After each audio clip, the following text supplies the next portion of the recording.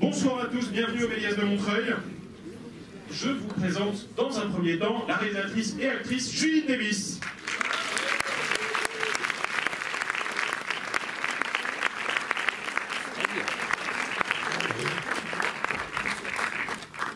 Bonjour. Je vais balancer, elle était un peu angoissée, je crois que ça peut-être encore un peu, parce qu'elle avait peur qu'il n'y ait personne sauf sa mère. Voilà, et donc ça fait 20 minutes qu'on refuse les spectateurs. Enfin bon, voilà. Ma mère qui habite pas à Paris, hein, mais je me disais qu'elle avait pris le train et tout. Et en fait, elle n'est pas là, c'est une déception. Non, non. Je vais m'en sortir. On va faire un truc très très simple mais nécessaire là maintenant, c'est qu'on va présenter l'équipe parce qu'ils n'ont pas de place dans la salle, pour le coup, ils ne vont pas pouvoir revoir le Il est spectacle. sympa ce photographe. Ils sont nombreux à être là. Alors, Il faut que tu parles très très près du micro. alors du coup, je vous présente Nadir Legrand, qui est acteur dans le film, et Claire Dumas, qui est aussi actrice dans le film. Je vais faire une chaussure. J'ai pas fait exprès, hein. Il y a Simon Bacouche. Madame, spéciale dédicace.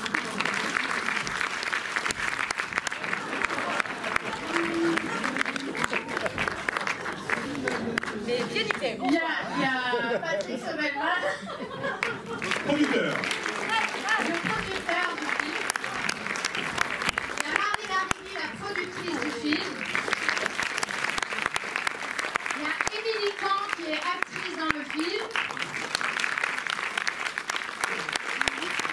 Il y a Sylvain Ledley, qui est acteur dans le film.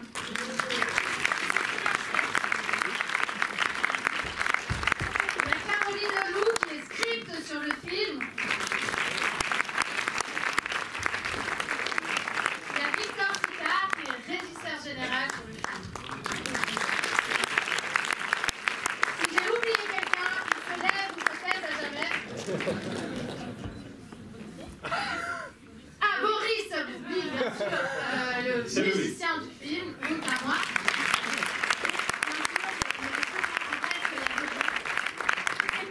Quelqu'un a travaillé sur ce film, mais on n'est pas au courant. À notre insu. Ah, spectateur du film, venez tous. Non. Donc, c'est vraiment... Alors, j'ai vraiment hyper peur, pardon. Alors, je fais le vide. Je suis très heureuse de présenter ce film ici. Vous allez comprendre pourquoi en voyant particulièrement Montreuil. D'autre part, je suis ravie qu'il y ait autant de gens de l'équipe autour de moi parce que, évidemment, ça prête à confusion parce que je suis sur l'affiche, je joue dedans, j'ai réalisé tout ça, mais confusion. En fait, à la base, il y a vraiment beaucoup de collectifs autour de ce film, et notamment un collectif fondamental qui est l'Avantage du doute, la compagnie de théâtre qu'on a co-créée avec Claire, avec Simon, avec Nadir et Mélanie Vestel, qui n'a pas pu être là, mais à qui on pense très fort. Un collectif de théâtre. Et c'est vraiment la force vive de ce film. Vous allez tous les découvrir à l'écran maintenant. Et puis évidemment, un film qu'on a fait avec cœur et avec foi, défaut d'autre chose. Donc on est complètement ravis d'avoir aussi des producteurs et des techniciens géniaux autour de nous. Voilà, donc c'est sous le signe du collectif que je vous souhaite une très belle projection et on se retrouve tout à l'heure pour échanger si vous en avez envie. Alors, avant de dire au revoir, d'être applaudi, tout ça, je vais préciser une chose, c'est que pour moi, qui l'ai découvert il y a 2 mois, c'est le film le mieux écrit du cinéma français depuis longtemps, vraiment. D'ailleurs, parmi les invités, on voit aussi quelqu'un qui est la co-scénariste, c'est Sylvain Gaffi, qui est vraiment malade, elle m'a envoyé le bulletin de santé, tout ça. Mais elle devait venir, on ne l'avait pas annoncé pour rien. Merci, à tout à l'heure. Merci beaucoup.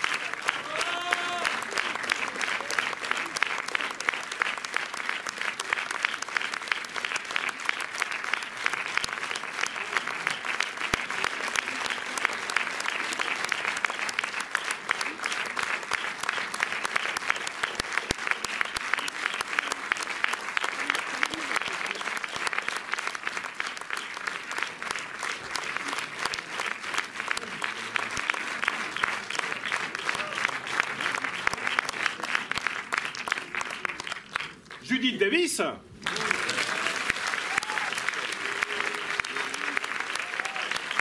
Legrand.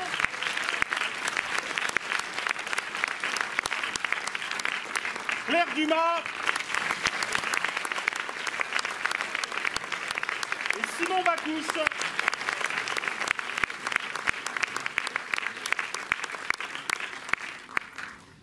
On va commencer par deux questions simples, mais tu évoquais tout à l'heure la pièce d'origine de la troupe, du doute. D'un doute. C'est moi qui l'avantage.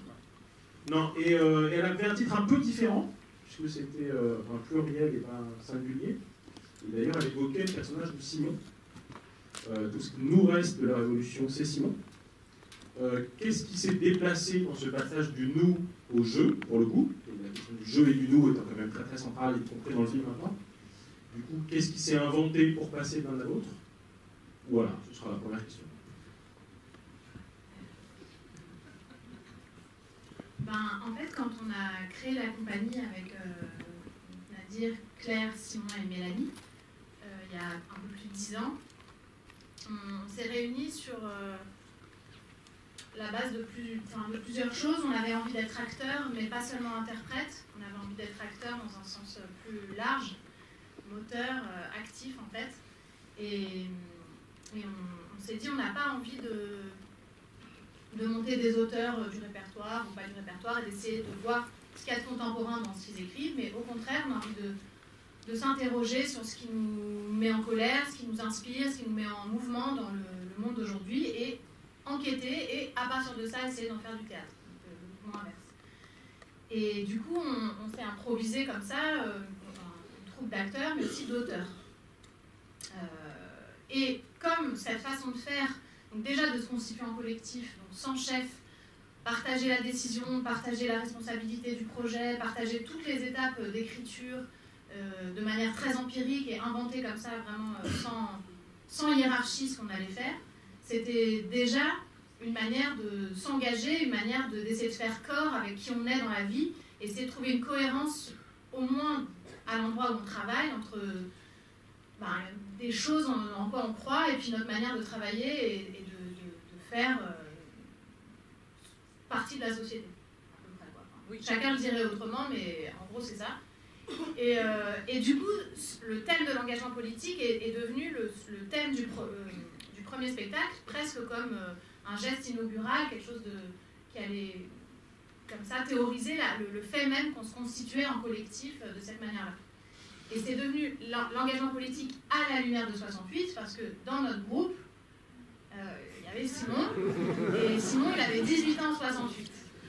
Et du coup, l'idée n'étant pas du tout de faire un peu à l'image du film quelque chose de théorique ou d'objectif où on allait apprendre quoi que ce soit à quiconque sur ce qui avait eu lieu, ou voilà. Mais au contraire, de partir des histoires singulières, de partir de l'endroit où le politique croise l'intime, où la possibilité d'être ensemble nous mobilise de manière singulière, enfin voilà, tous ces croisements-là. Du coup, on a commencé par notre histoire à nous. Et donc, dans notre histoire à nous, il y avait l'engagement politique à la lumière de 68. Voilà, donc ça, c'est un peu la genèse de... Et toi, tu n'avais pas envie d'en parler de ça? Ouais, voilà, exactement. C'était un peu la genèse de ce spectacle qui s'appelle Tout ce qui nous reste de la Révolution, c'est Simon. Simon comme... voilà, grosse responsabilité. Et là, je me suis dit, non, mais je ne peux pas te laisser comme ça. Je vais prendre ma part. Non, en gros, c'était Simon comme personnage, comme personne, comme métaphore, comme totem, comme... Simon, quoi. Comme exutoire, comme... voilà, c'était une autre... C'était un peu lourd. Non, mais voilà, c'était l'histoire de ce spectacle. Et puis, dans l'histoire de ce spectacle, il y a aussi moi, parmi les 5, et qui était celle qui avait peut-être le moins envie de faire ce petit détour par à la lumière de 68. Moi, j'avais plutôt envie de faire, non, à la lumière d'aujourd'hui. Parce que j'étais un peu dans l'ombre portée du totem, si vous voulez. Donc, du coup, moi, j'avais plutôt envie de faire l'engagement politique à la lumière d'aujourd'hui. Qu'est-ce qu'il y a encore ce détour-là, qu'on va nous faire encore le détour par 68 ? Et donc, j'avais pas trop envie. Mais quand j'ai compris que ce sentiment un peu de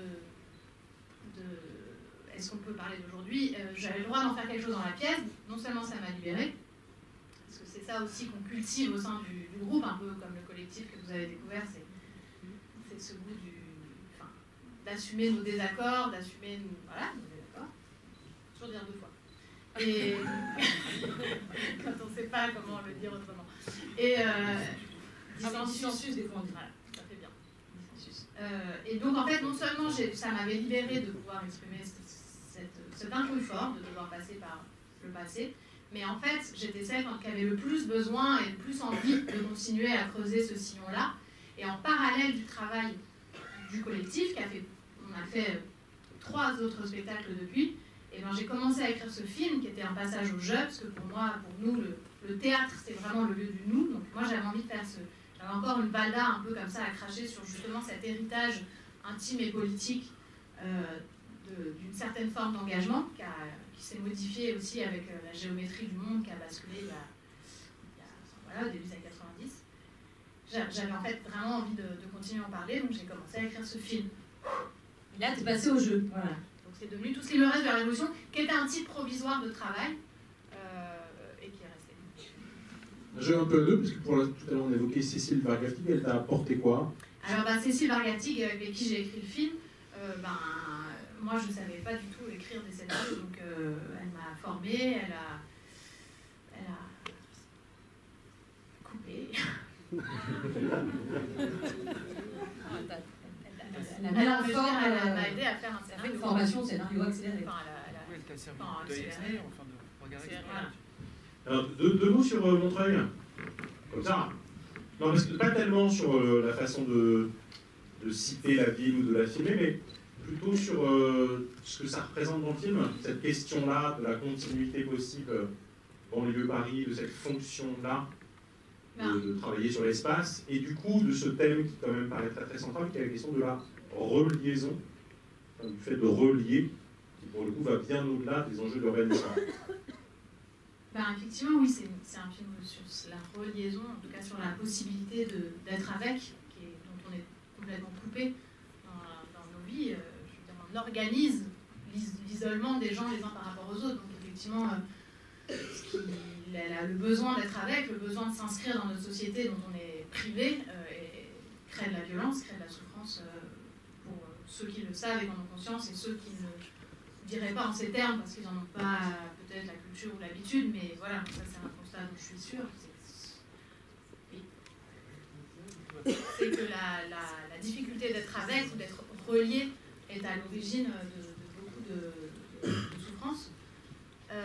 Et j'avais très envie d'inscrire ça physiquement dans l'espace, puisque c'est un film, et de le filmer à travers cette idée de relier Paris et la banlieue, que j'ai pas inventé, qui est le thème du Grand Paris. Et non, ça va? Mais oui, ça ne me stresse pas du tout. Enfin, moi ça va, vous êtes stressé? Non, parce que tu as déjà fait beaucoup de... Et du coup, l'idée, je l'ai volée à... Enfin voilà, j'avais envie qu'Angèle soit urbaniste, et parce que j'avais envie d'inscrire ces dilemmes et cette difficulté que je viens d'évoquer dans nos paysages, et que c'est une des questions... En fait, c'est une traduction terrible, ce qu'on fait de nos paysages, ce qu'on fait de nos villes, du périurbain. Enfin, voilà. Après, moi, j'ai grandi entre le 20e et Montreuil, donc je connais particulièrement ce terrain-là. Cette espèce d'endroit où on n'est plus tout à fait encore à Paris. Il y a les maréchaux, il y a l'ancienne zone, c'est HLM en briques, Montreuil qui commence, et puis le périph' qui est quand même un trou béant autour. Et j'ai volé l'idée à Éric Azan, que peut-être vous connaissez, qui a monté la maison d'édition La Fabrique, qui a écrit Paris sous tension et l'invention de Paris. Et c'est lui qui dit d'une manière très simple, arrêtons les grands projets d'urbanisme qui ne servent qu'à séparer les gens avec ces grandes dalles glaciales où on a des bancs, une place anti-clochard et des trottoirs glisse-mamie au moindre coup de pluie, tout le monde se pète le col du fémur, on peut s'asseoir nulle part. Et en même temps, c'est encore pire parce qu'on l'a vendu pendant des mois sous le terme de une agora en centre-ville, alors que ça n'a rien d'une agora. Et donc voilà, il y avait cette espèce de rapport au mot et de rapport à l'espace que j'avais envie d'incarner à travers la simplicité, en fait, la modestie d'une rue. Donc, voilà, donc ça je l'ai volé à Éric Azan, qui en parle dans ce livre Paris sous tension, que je vous conseille, qui est vraiment super. peut-être une dernière question pour les comédiens, juste pour expliquer comment Judith travaille, parce que pour le coup, le texte du film a l'air très précis. En tout cas, c'est l'impression qu'il donne au spectateur, dans une espèce de plaisir du mot aussi qu'on ressent, et de densité très forte, y compris en assumant l'idée que le cinéma, ça pense aussi, qui est pour le coup une des idées communes d'un certain nombre de films qui sortent en ce moment, même le Sayas, des choses comme ça, une espèce de besoin de retour au verbe qui est assez spectaculaire, avec des degrés de réussite plus ou moins grands, et pour moi, le film de Judith est vraiment l'un des plus réussis dans ce registre-là, vraiment. Et donc, comment on produit ça? Est-ce que ça veut dire que du coup, tout est hyper rigide, avec aucune possibilité de marge d'intervention et d'invention des acteurs, alors même qu'ils ont partie liée avec l'histoire de ce texte-là, d'une certaine façon? Voilà. Comment Judith travaille et comment vous travaillez en troupe pour le coup? Nadir. Bonsoir. En fait, il y a eu un travail de tri, de discussion assez long, c'est assez particulier quand même l'adaptation. Parce qu'on ne l'a pas dit, je ne sais pas si tu l'as dit, mais Judith s'est servie de ce qu'elle avait écrit aussi dans nos deux premiers spectacles pour faire le scénario du film. Donc il y a déjà des thèmes, des sujets, des situations qu'on avait travaillées, qu'on avait discutées pendant les créations des deux spectacles. Et toutes ces ramifications, j'ai l'impression, nous ont aussi aidé à arriver le jour J sur le plateau avec tout ça comme acquis et cette complicité-là qu'on avait avec Judith, qui fait que moi, personnellement, j'ai changé aucune ligne du texte et que c'était... et aussi une facture, je ne sais pas si vous le ressentez comme ça, mais une manière en tout cas de filmer assez conventionnelle, avec un découpage très précis, avec... pas mal de prises aussi, donc c'était assez technique finalement, et c'était assez confortable pour une fois travailler ensemble et d'avoir juste à faire son métier d'acteur et le mieux possible et de se reposer sur le travail de préparation énorme que Judith avait fait pendant toutes ces années, parce que c'est quand même presque 5 ans de sa vie qu'elle a passé à préparer ce film. Voilà. Et par exemple à la fin, dans la scène de dispute, etc., y compris en termes de mouvement de caméra, de déplacement des acteurs, on a quand même l'impression, mais peut-être que c'est un effet de la mise en scène, qu'il y a des espèces d'accros, que le caméraman, c'est pas nécessairement quand le personnage revient sur scène, ça c'est de la mise en scène factice, ou pour le coup, il y a une espèce de liberté de mouvement qui fait que on cherche à se laisser surprendre. Très prévu. Après, c'est-à-dire on commence, la caméra est posée, après quand il y a le pétage de plomb qui monte, on passe à l'épaule, enfin bon. Donc c'est organisé pour qu'on ait cette sensation à chaud, ou peut-être quelque chose est en train d'échapper à, donc on passe effectivement de quelque chose de conventionnel, d'un dîner de famille, et au moment où ça dérape, c'était prévu qu'on passe à l'épaule et qu'il y ait cette c'était vous. Claire, sur la question par rapport à l'écriture et du coup la marge d'invention de l'acteur. J'ai l'impression qu'on parle beaucoup et si vous avez des questions, je me dis oui, que vous passez la parole, mais grosso modo, je dirais qu'effectivement, comme on travaille ensemble depuis 10 ans, on se connaît par cœur, donc c'est sûr qu'elle ne va pas écrire des choses dont elle sait que ça ne va pas avec notre rythme, ça ne va pas avec notre débit, donc il y a des choses qui sont écrites effectivement, on dirait sur mesure, il y a des choses qu'on connaît par cœur parce qu'effectivement on les a plus ou moins déjà portées dans les spectacles, et surtout, je crois que ce qui est important, c'est qu'en fait, au-delà de jouer son rôle, son personnage, tout le monde connaît très bien les enjeux de tout le film et de toutes les séquences. Et donc, il y a quelque chose de très jouissif. C'est pas, tiens, bonjour, je viens d'arriver, il est 8h, j'ai un peu peur, c'est mon premier jour, je suis convoquée, je dois jouer le père de l'actrice principale, j'ai jamais vu de ma vie, qui est un truc qui est vachement dur à faire, en fait. Là, on se connaît depuis 10 ans, alors c'est pas son père, mais on a fait moult tournées ensemble, des trains, 14 milliards de petits déjeuners, on n'est pas une famille, mais on est quand même très proches. On peut dire qu'on est une famille? Oh non, pas de sentimentalisme. Bon, on est une famille, et du coup, non, mais c'est vrai, on est très proches. Et par ailleurs, dans le travail, on sait les enjeux on sait ce dont Judith veut parler, parce qu'il y a aussi des choses dont nous-mêmes voulions parler, et on sait exactement ce qu'on veut raconter avec ce film. Donc, c'est ça surtout, je crois, j'ai l'impression, la particularité de ce travail-là, c'est tout le monde sait de quoi il est question, personne n'est là pour défendre son personnage, entre guillemets. Et par rapport à la liberté, il y a en contrepartie une énorme liberté, parce que comme on connaît très bien, on peut, selon son goût, plus ou moins changer un mot ou pas. Moi, je sais qu'on a, par exemple, avec Judith, plus échangé sur le personnage de Léonore, parce qu'elle l'a inventé vraiment pour ce truc-là. Moi, j'improvise quand je fais le Pôle emploi, donc là, c'est une grande liberté, mais c'est voulu. Judith, c'est toujours voulu. Et voilà, et elle-même joue dedans. Enfin, c'est Simon. T'as tout dit, c'est ça. On sait de quoi il s'agit, on se sent bien. On se sent. Ça peut-être du coup On aussi. parle, on y va.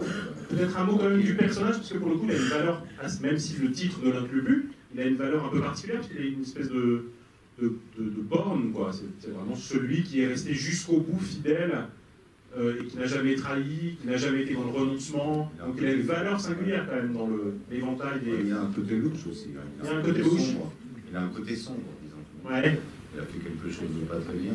Il a un peu menti, ouais. Donc voilà, mais autrement, oui, comment on fait un mec qui n'a jamais trahi, qui est resté fidèle à ses idéaux, ça, franchement, c'était trop compliqué, donc je ne me suis pas trop cassé la tête.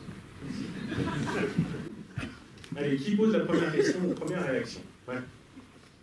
La scène où Angèle propose un site lors de la réunion, chacun a exprimé une certitude. Avez-vous voulu montrer que l'individu a du mal à observer la vie, alors que sont offertes à l'humain des millions d'évidences? La question est vraiment bien posée. C'est vrai, c'est peut-être qu'on ne sait pas observer. Oui, peut-être qu'il y a un problème d'observation de la vie, comme vous dites, vous êtes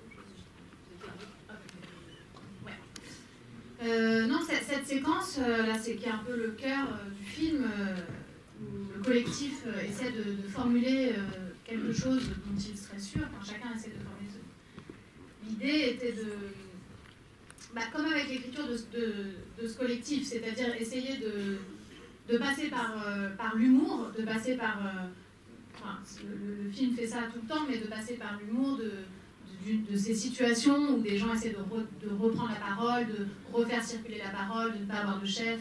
Donc il y a un côté drôle de cette difficulté-là. Ils se prennent les pieds dans le tapis, de leurs propres enjeux, ils redéfinissent tout. Donc c'est à la fois, je dirais, drôle et quelque chose de dérisoire, à vouloir tout redéfinir, et en même temps, j'espère, complètement nécessaire, parce qu'on est dans un monde où même les mots sont confisqués, même les mots deviennent des objets de marchandise, c'est très difficile. Donc voilà, c'est des scènes qui sont écrites sur la longueur, pour que justement, j'essaie de laisser la liberté au spectateur de passer d'un moment franchement marrant à, tiens, peut-être que je peux prendre au sérieux cette situation, et je peux peut-être essayer de décider, moi, que c'est pas que dérisoire, mais que c'est aussi nécessaire de se questionner ensemble, avec des gens aussi différents que ceux qui sont autour de la table de ce collectif. Et du coup, ça passe par du temps, et d'un seul coup, alors que c'est un film qui parle énormément, y compris dans ce collectif de parole, ça passe par du silence. Alors l'idée, et ça c'est un pari en fait, c'est pas tant de montrer, bien sûr c'est montrer la difficulté de reprendre la parole, mais c'est aussi de pouvoir s'identifier à des gens qui sont en train de mettre leur pensée en mouvement, plus que des gens silencieux qui passent leur temps à ne pas y arriver, parce que ça, on a fait le tour rapidement. Oui, c'est dur, oui, on est sur il y a quelque chose de l'ordre de l'après-coup, où il faut tout reconstruire, et les questions, il faut se les reposer de très très loin. Mais j'y crois, on y croit, j'y crois très fort, et je pense que de faire durer le temps de la scène, et de filmer, il y a peu de gros plans dans le film, mais voilà, ces acteurs, ces personnages, en train de mettre leur pensée en mouvement, c'est plus pour essayer de contaminer les gens, de les contaminer avec ce questionnement, de les inviter à se reposer cette question-là, de quoi on peut encore être sûr, plutôt que d'arriver avec des réponses. Moi, j'en aurais des réponses, mais j'ai la sensation que si on déboule avec un programme, en fait, ceux qui sont déjà d'accord vont toujours être d'accord, et ceux qui ne sont pas d'accord ou qui ne se posent plus cette question parce qu'ils n'ont pas le temps, parce qu'ils ont oublié, parce que c'est pas leur culture, et ben ils vont mettre leur petite armure anti-questionnement et vont dire ah bon bah les mêmes s'adressent toujours aux mêmes.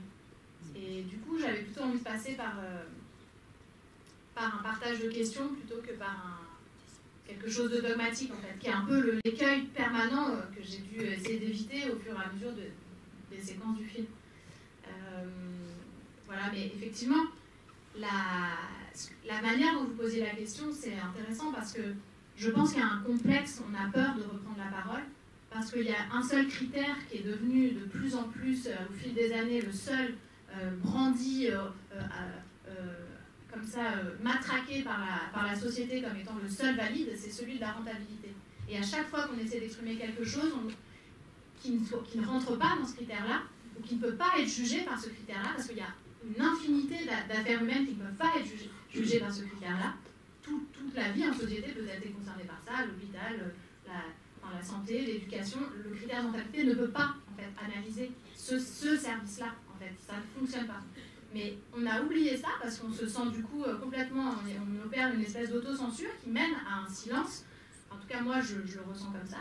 Où on n'ose presque plus prendre la parole ou observer la vie, comme vous disiez, parce qu'on se dit, mais non, on va encore me dire que j'ai pas les chiffres, que je suis pas réaliste, et je vais être dans ma petite case d'ado attardé, un peu gauchiste qui sait pas trop de quoi il parle, et forcément rembarré dans mon utopie stérile. Voilà. Et voilà, donc c'est toutes ces choses-là que j'essaie de tramer à travers l'exercice que je souhaite qu'on prenne au sérieux, de se demander voilà, de quoi on peut encore être sûr, parce que c'est très urgent de se dire qu'il y a beaucoup d'autres critères pour s'occuper de nos affaires, de notre société en fait. Ouais. Tu disais que cette scène est au cœur du film, mais avec son jeu de mots, tu dis aussi que ces séquences-là, du groupe, de son travail de réflexion, sont une sorte de cœur avec un H cette fois. Est-ce que tu peux nous expliquer pourquoi tu utilises cette métaphore-là? Je pense que j'aime bien les jeux de mots un peu... Oui, c'est une facile quoi, mais non, c'est en quoi ça fait cœur ouais, parce que c'est au cœur du film, parce que déjà ça vient à la mi-temps du film et que dramaturgiquement j'ai essayé de le mettre comme un centre dans ce film, comme je disais, qui est tambour battant, on part un peu sur tous les fronts à la fois, etc. C'est le premier grand point d'orgue du film, c'est ce moment de silence où on essaie de partager un questionnement. C'est en ça que je parle du cœur. Et le cœur, parce qu'on est... Voilà, c'est 6-7 autour de la table, comme dirait Claire, Léonore dans le film, un sous-groupe et tel combien on est. Mais on est quand même suffisamment là pour représenter la société. C'est avec modestie, évidemment, mais c'est évidemment cette idée-là. Comment un film qui s'appelle Tout ce qu'il me reste de la Révolution résonne dans le moment actuel avec la crise des Gilets jaunes, avec les Gilets jaunes qui veulent pas de chef. Qu'est-ce que t'en penses, toi? Non, mais c'est vrai, c'est une bonne question, mais t'en penses quoi? Moi, ce qui m'interroge, ce que je trouve intéressant, en tout cas à questionner, c'est que la réflexion date d'il y a 5 ans, et que cette réflexion sur une espèce de réappropriation... Pardon. Cette réflexion sur la réappropriation, finalement, du langage politique, de l'engagement politique, et du coup, le film sort alors que cette question est posée dans l'espace public. Et au-delà de trouver ça beau et une belle coïncidence, je me dis, est-ce qu'il y avait une espèce de préscience, finalement, quelque chose qui est en train de monter dans la société, inconscient, ou est-ce que c'est juste un pur hasard, et du coup, comment ça... Mais ça ne peut pas en fait être un hasard, parce que si aujourd'hui il y a des gens qui n'en peuvent plus et qui ont besoin de retrouver et une parole qu'on partage et une joie d'être ensemble et un pétage de câble palpable, c'est bien que ça fait des années que ça se trame. Donc évidemment, franchement, il suffit d'observer la vie et les gens pour se rendre compte que ça fait un bon bout de temps en fait que la colère elle est là partout. Elle est là partout, soit consciente comme chez Angèle, parce qu'encore une fois elle en a les mots, elle en a la conscience, soit pour le coup de manière complètement inconsciente. Et ça c'est peut-être ça qui est nouveau et qu'on est en train de se prendre comme un effet boomerang chez des personnages comme celui qu'interprète Navire, le personnage de Stéphane, parce que c'est une colère complètement refoulée. Mais comment continuer à vivre quand on est en train d'appliquer des règles qui agissent, qui agissent contre nous-mêmes et qui fabriquent que de l'autodestruction? C'est impossible. En fait, il y a une immense majorité, et c'est ça, le chemin, Angèle va sortir d'une certaine forme d'anachronisme pour être de plein pied dans son époque, notamment en regardant cette réalité-là. Il y a une immense majorité de gens, à part 2% qui défendent vraiment leurs intérêts, à qui je ne m'adresse pas, en fait, tout le reste... on ne sait plus si commettre l'injustice ou appliquer ces règles déshumanisantes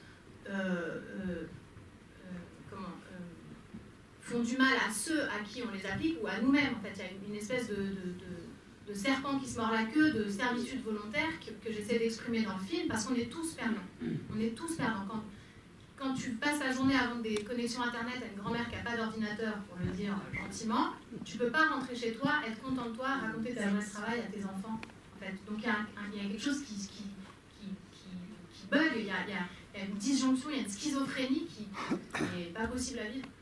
Donc cette colère-là, elle est partout, et comme effectivement les mots ont été... on a changé le sens des mots, on a complètement organisé le fait qu'avec les évaluations de 360, mais pas seulement, j'en parle, enfin, Stéphane en parle dans le film, mais évidemment c'est tout un système derrière, il y a un isolement qui est tel qu'on ne sait plus forcément l'identifier en termes d'intérêt de classe, si je puis m'exprimer ainsi. Donc, ça pète un câble, quoi. Ça ne peut pas en être autrement. C'est trop violent. Donc, mais ça se trame depuis que la dernière phase du capitalisme est en place, depuis le début des années 80, avec... Non, mais je veux dire, au moins, et que justement la rentabilité et la compétition sont les seuls mots d'ordre.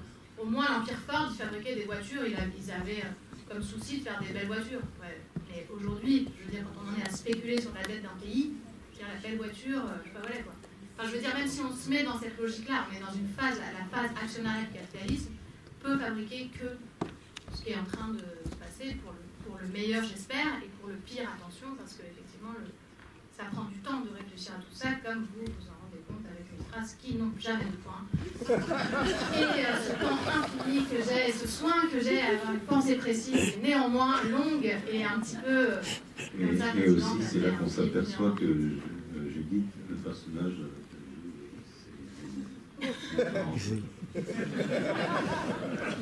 Pardon, excusez-moi. Bonsoir. Ça m'a fait plaisir que vous disiez vous, déjà que vous avez une fille. Et... Pardon, nous ne savons pas où vous êtes. Jaune. Voilà, je veux dire, voilà, ça m'a fait quelque chose que vous disiez vous, et que, en fait, j'ai pas l'habitude de se parler. En fait, qu'on soit nombreux à être comme vous. Voilà, je suis sûre, je rebondis sur le film, je suis sûre que nous sommes beaucoup comme vous. Et je vous remercie en fait de nous rendre visite. Et alors, ce qui est horrible dans ce film, c'est que vous buvez beaucoup. Et là, on n'a pas de verre à la main, mais j'aimerais bien avoir un verre et trinquer, vous dire, il y a...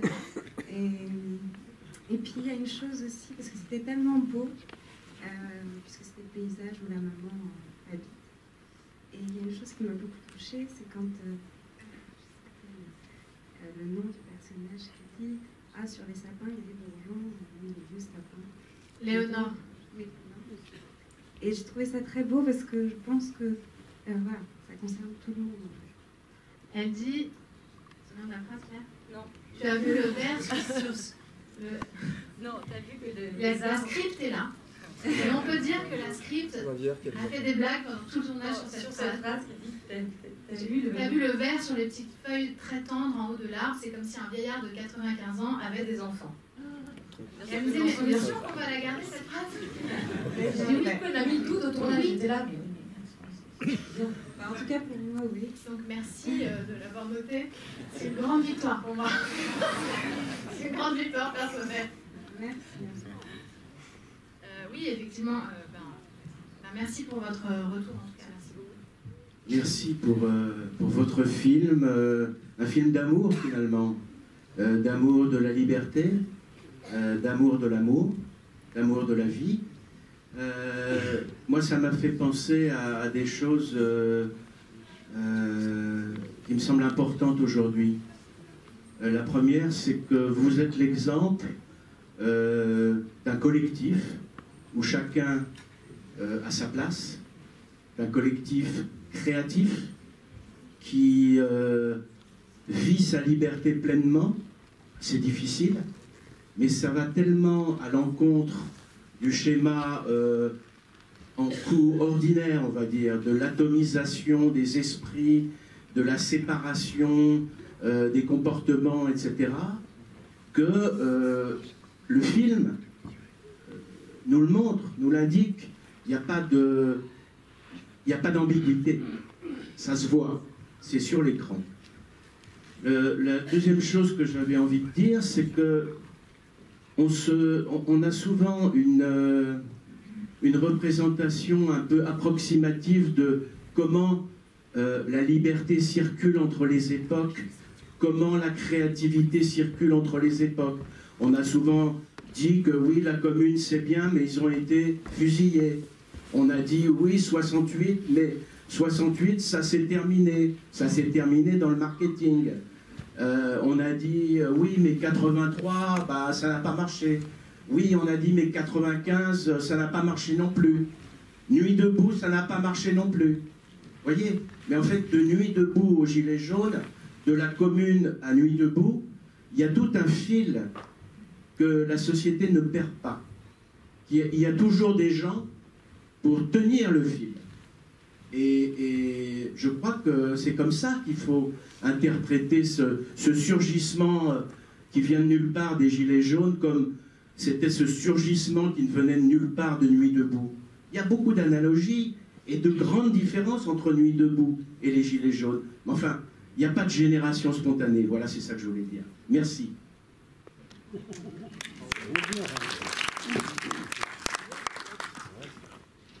Bonsoir Judith et toute l'équipe, encore bravo pour votre prestation. Je ne sais pas si c'est vraiment une vraie question ou encore d'autres éloges que je vais donner, j'avais déjà vu ton film il y a 6 mois. Moi j'ai eu plaisir à nouveau à le revoir. Je te l'avais dit, j'adore la manière dont les personnages sont s'attachant. Et ce que j'aime beaucoup, étant été, et peut-être à nouveau, je ne sais pas, un jour acteur d'origine asiatique, c'est que dans ton film, il y a l'humain. Et que le fils de Nuka et de Stéphane, eh ben, on n'explique pas ce qui s'est passé, s'il a été adopté ou quoi, mais on s'en fiche, c'est leur fils. Et je trouve que c'est très beau la relation qu'a le grand-père avec le fils, les enfants qu'emmène aussi Malik. Il y a cette espèce d'humanité, d'humanisme énorme dans ce film. Et c'est marrant parce que c'était le tout premier film que j'ai vu au Festival Angoulême, comme je te l'ai dit, et c'était une belle ouverture pour moi en août dernier.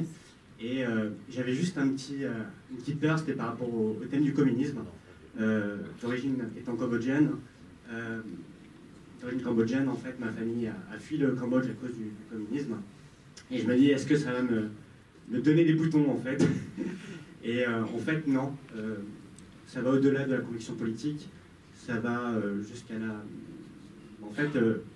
la famille, l'idéalisme, en fait, et la vérité dans l'humain, la vérité du présent et de l'amour.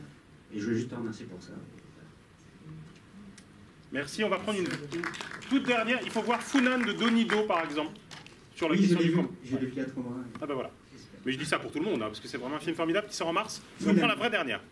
Moi, je voulais poser une petite question par rapport au film. On va dire aussi la même chose que par rapport aux Gilets jaunes. Je trouve que c'est un film en pleine actualité. Et en même temps, c'est un film qui s'inscrit un peu aussi sur d'autres films.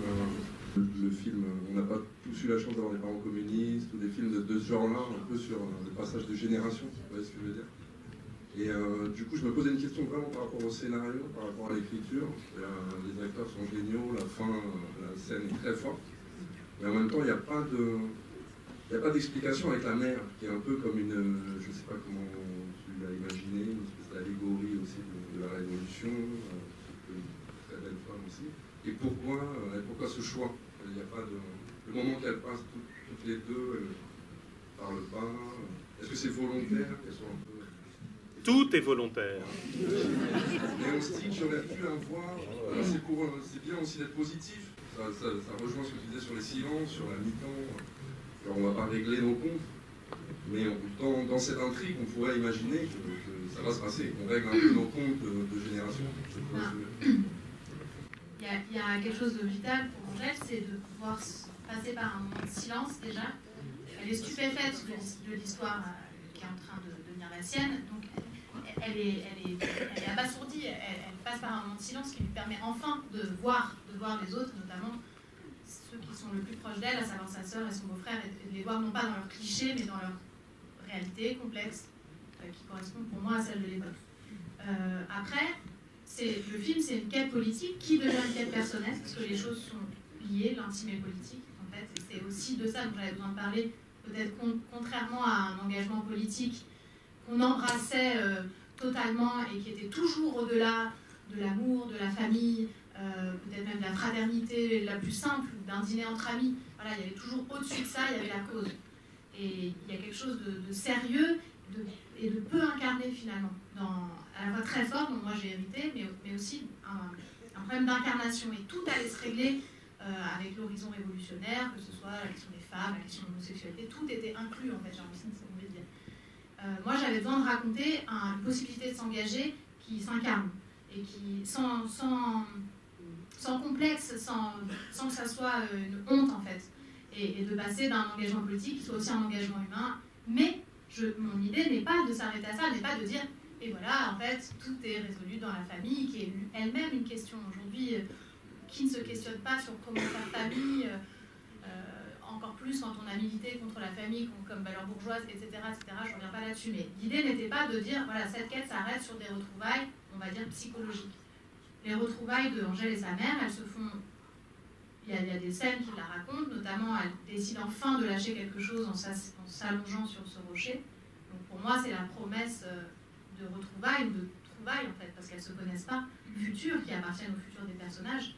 Mais ce que je voulais raconter, c'était et retour aux politiques. Donc là, on ne l'attend pas, et ça, c'est une idée aussi dramaturgique qui pour moi est importante, parce que c'est important de déjouer. On est tellement formaté dans notre attente du climax, du machin, de la résolution, de la fin. Il y a un tel calibrage aussi du récit que être politique, modestement, mais en tout cas proposer du récit différent, pour moi, c'est vraiment une clé en fait. Donc, alors qu'on s'attend à des retrouvailles mère-fille sur un plan personnel et psychologique, ben, en fait, non, ça se passe à 180 degrés. Et c'est, même si ça a lieu réellement, mais en fait, la fin, c'est au sein de la famille, le problème de Stéphane et le fait qu'il va rejoindre le collectif. Et que voilà. Il y a aussi, moi je le dis. Je suis désolé, mais. Juste un petit truc, parce que moi j'ai mis 3 fois, j'ai vu le film 3 fois, et je l'ai vu qu'à la 3e fois, et finalement elle fait en le plongeant dans la piscine pour rejoindre l'être qu'elle aime, parce que sa mère a fait plutôt. Alors avant, parce que j'ai bien compris que c'est fini, il faut absolument qu'on dise qu'on reprend la légende de Bornéo, un des spectacles dont on s'est inspiré pour le film, créé et écrit par le collectif L'Avantage du Doute, à partir du 19 mars aux dates de l'atelier. Donc si ça vous intéresse en tant que spectateur, voir ce qu'il y a de commun ou moins. Oui, excuse-moi, je te coupe. Et surtout, moi j'ai envie de dire que le film sortant le 6 février, c'est-à-dire dans moins d'une semaine, ici même, eh bien je vous encourage, si ça vous a plu, et notamment mademoiselle qui vous avez dit merci, je me sens comme vous, on est comme vous, si vous voulez qu'il ait la chance d'avoir sa vie, parmi les 18 films qui sortent le 6 février, dont certains sont très gros, et qui sortent dans un tout petit peu plus de salle que nous. Surtout, il faut le dire tout de suite, allez-y dès le 6, c'est-à-dire vous pouvez vraiment, vous avez le droit. On n'a absolument pas des grosses stalles de la distribution. C'est possible. Mais en tout cas, voilà, si vous pouvez y aller entre le mercredi et le samedi, pour nous c'est mieux, le dimanche éventuellement. Mais c'est vrai que n'hésitez pas à y aller le mercredi, le jeudi, le samedi. Voilà, ça c'est les jours. Et sinon, à partir du 19 mars, date de la. Mais d'abord le film quand même, parce que sinon. Merci à tous.